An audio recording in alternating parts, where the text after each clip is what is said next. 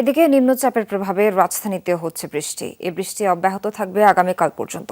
সকালে আবহাওয়া বিষয়ক এক ব্রিফিংয়ে এসব তথ্য জানানো হয়। চলতি মাসে ঘূর্ণিঝড়ের কোনো আশঙ্কা নেই বলেও জানান আবহাওয়া কর্মকর্তা। সেই সাথে চলতি মাসে আরও 2টি লঘু চাপের আভাসও দেওয়া হয়েছে। এদিকে গতকাল মধ্যরাত থেকে শুরু হওয়া এই বৃষ্টিতে জনজীবন কিছুটা বিপর্যস্ত। পুরানো দিয়ে নতুন নিতে আজই চলে আসুন আপনার নিকটস্থ ওয়ালটন শোরুমে। সাপ্তাহিক ছুটির দিন হলেও নিম্ন আয়ের খেটে খাওয়া মানুষের দুর্ভোগ বেড়েছে। শহরে বের হওয়া গাড়ির চাপ অনেক কম, গণপরিবহনে যাত্রী সংখ্যাও কম দেখা যায়। আবহাওয়া অফিস জানিয়েছে, ঢাকার এমন গুড়ি গুড়ি বৃষ্টি আগামীকাল পর্যন্ত চলবে। টানা বৃষ্টিতে সারা দেশের মতো রাজধানীর তাপমাত্রা আরও কমে আসতে পারে।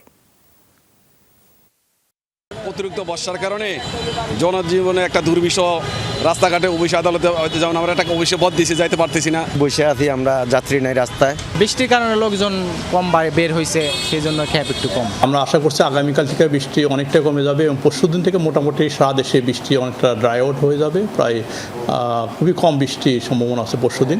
তবে যেটা হচ্ছে, গতকাল যে স্থল নিম্নচাপ দেশের দক্ষিণ অঞ্চল ছিল, এটা আরও ইন্টেন্সিফাই হয়ে আজকে স্থল গভীর নিম্নচাপ হিসাবে এটা যশোর এবং তার আশেপাশে এলাকায় অবস্থান করছে।